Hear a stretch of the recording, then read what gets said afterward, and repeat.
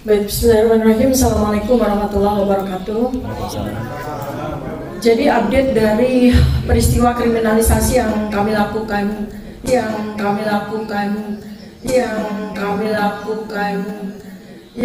Nah, di sini guys ya, Tifa akhirnya keceplosan ya, mengaku ya dengan kawan-kawannya bahwa mereka-mereka ini mengkriminalisasi Pak Jokowi.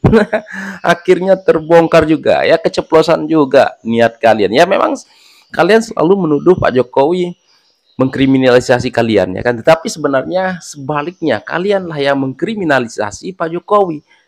Ya sejak dulu kalian memfitnah, mencaci maki ya kan, menuduh Pak Jokowi bukan-bukan. Tapi setelah kalian dilaporkan oleh Pak Jokowi, kalian mengatakan Pak Jokowi mengkriminalisasi kalian. Nah sekarang nih keceplosan kan, keceplosan. Nah kalian buka sendiri niat buruk kalian, niat jahat kalian ya kan.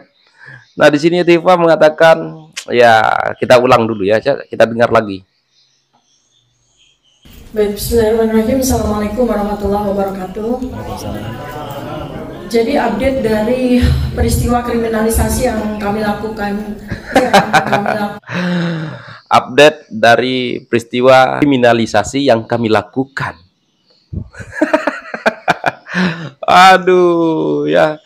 Dan sekarang Tifa sendirilah yang membongkar kartu dia sendiri, mengatakan kami katanya ya kan, kami mengkriminalisasi. Parah sih Tifa. Oh Tifa sekarang sudah fix lah ya kan, kalian bakal masuk penjara. Ini bisa jadi bukti nih. Guys, tolong share video ini supaya Kapolri ataupun Pak Presiden Prabowo tahu ya kalau mereka niat-niat mereka ini sebenarnya itu ya. Saya mengingatkan kepada penyidik untuk melakukan penyitaan ijazah asli saudara Joko Widodo pada saat dia melapor, karena sampai hari ini bukti pelaporan yang diserahkan oleh saudara Joko Widodo di Polda Metro Jaya itu hanya fotokopi, padahal itu kan jadi dasar ya menganggap klien kami itu menyebarkan fitnah dan juga pencemaran. Baik. Saya ke Pak Rianto. Pak Rianto, belum Kita ada dengar nama ya, terlapor. Jangan-jangan ini yang menyebabkan prosesnya berjalan agak lama sampai tadi 20 lebih saksi diperiksa. Nggak perlu buru-buru menetapkan tersangka itu. Karena menurut saya ya, ini kasus ini nanti jadi banyak sekali tersangkanya nanti. Ya.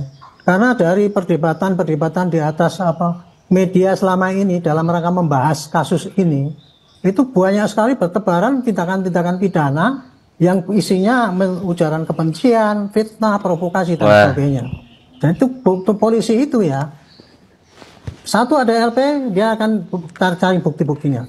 Tetapi kalau di dalam penyidikan itu ditemukan lagi ada tindak pidana, maka dia boleh membuat ini satu pengusutan lagi untuk tindak pidana yang dilakukan itu gitu. Dalam rangka untuk pembuktian pada masyarakat bahwa setiap tindak pidana itu harus diklarifikasi apakah ini betul apa tidak dan harus dibawa ke persidangan. Menurut Anda akan ada banyak tersangkanya tadi? Saya yakin akan banyak. Termasuk inisial-inisial yang sebelumnya tadi disebutkan, yang beredar? Iya, saya yakin itu akan makin banyak. Gitu. Karena gini ya, perdebatan di dalam ini ya, itu merupakan jejak digital yang nggak bisa dihapus. Bahwa orang itu sudah memfitnah, mengumbar provokasi, mencemarkan dan sebagainya itu. Itu saya ingatkan aja ini ya. Inilah negara kita itu negara hukum ya.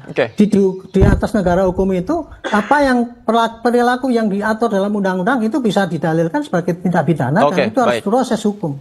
Itu kira-kira apa pandangan saya mengenai itu. Pak Gozi, silakan tanggap. Sebenarnya Bang, satu aja masalahnya, ya kan?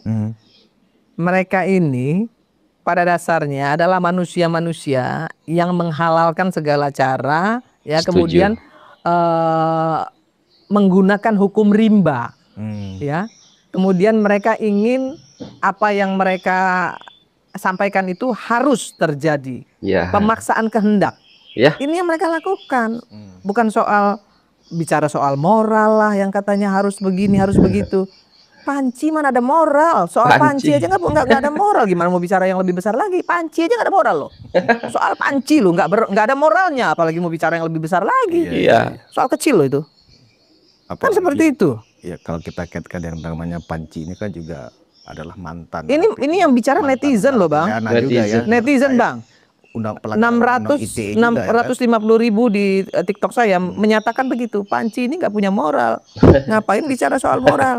Orang soal Panci aja dia nggak punya moral. Ini yang bicara di TikTok saya loh. Aduh, bukan saya secara pribadi yang bicara itu. Nah, mereka ini kan segerombolan ini kan seolah-olah begini Kak Rima. Benar-benar sudah nggak peduli juga apapun respon dari orang yang tidak setuju dengan sikap mereka. Ya artinya memaksakan kehendak. Mau berkuasa dengan memaksakan kehendak. Sebenarnya ya guys ya, mereka-mereka ini selalu memaksakan kehendak. Jadi kalau misalkan kehendak mereka tidak sesuai dengan keputusan polisi gitu kan. Ya maka mereka akan memberontak terus ya, dan menganggap ya mereka dikriminalisasi. Kan nih memang orang-orang yang bodoh.